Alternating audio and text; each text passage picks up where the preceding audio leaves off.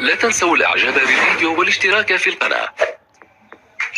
اللي يحتفل، لكن الحكم رفع الراية وهنا تفاجؤ تاليسكا الجاهز في أي لحظة لمباغتة الهلال. على فكرة الموضوع في كلام في